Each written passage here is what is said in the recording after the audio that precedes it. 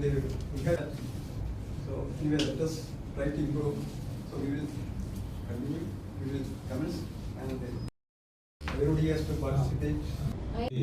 കണ്ണുള്ള പെണ്ണെ നിന്റെ കവിളത്തിൽ ഞാനൊന്ന് നുള്ളി കരുതീകൾ